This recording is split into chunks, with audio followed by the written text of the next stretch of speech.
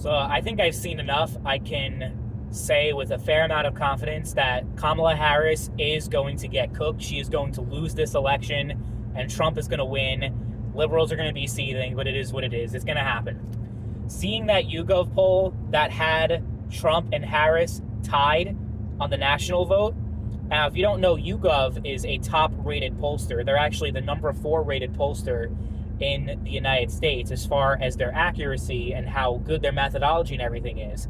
If they're saying it's a tie, look, there is no chance that Harris is going to win if Trump ties her in the popular vote.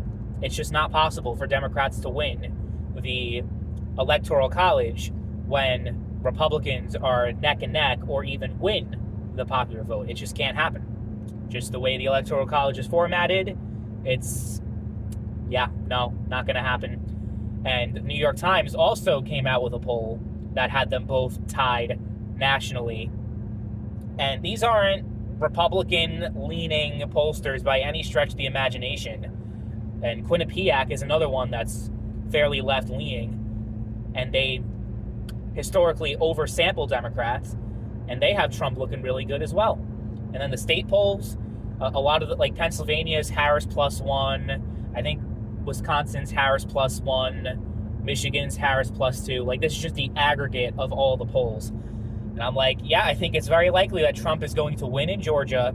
He's going to win North Carolina, win Arizona. He could also win Nevada, but he doesn't even need to win Nevada. And I don't even think he needs to win Arizona either. He just needs to hold on to Georgia, North Carolina, get Pennsylvania, game set match, elections over. So I think it's looking pretty good for Trump.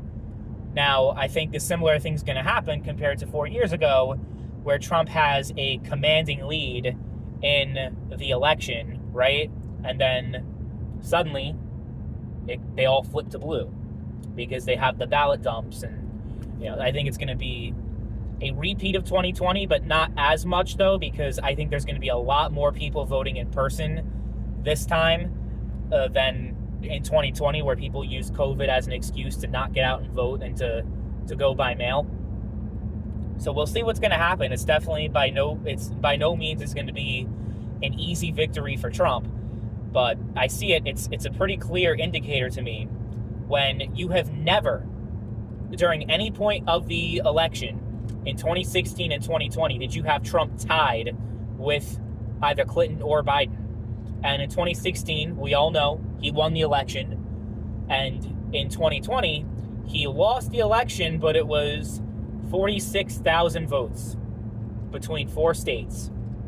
So by the measure of the Electoral College, which is the only thing that matters in the election, Trump almost won 2020.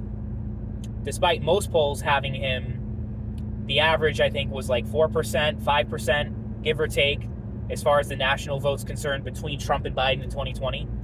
And he did pretty well considering the way the polls looked.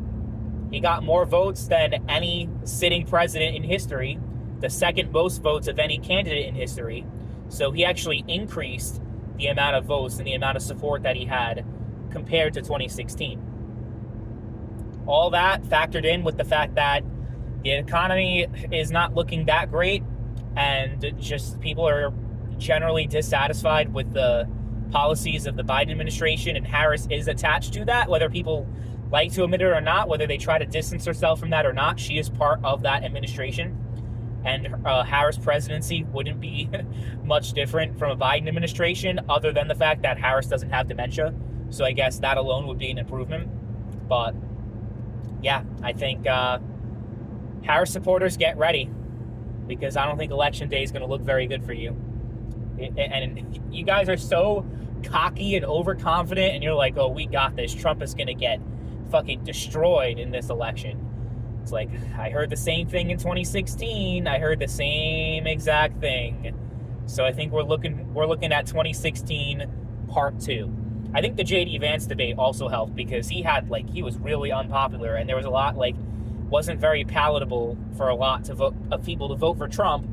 And then having J.D. Vance on the ticket, because, it might sound like a mean thing to say, but there's a very good chance that Trump does not survive his 4-year term.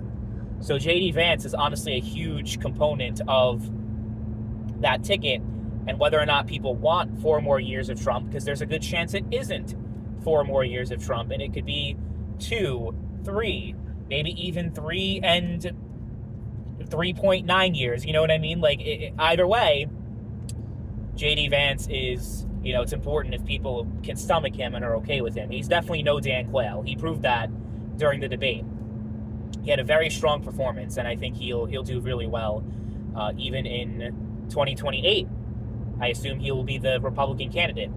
So, yeah, let me know what you guys think, though, about the way that the race is looking, because I just see these polls consistently showing the national vote tied, and I'm like, I don't even need to look at any of the swing state polls. If I see a tied national vote between Trump and Harris when he has never tied anyone in the national vote in like any point in time that he was running for president in the general election, that's good enough for me to say, yeah, Trump's got this in the bag.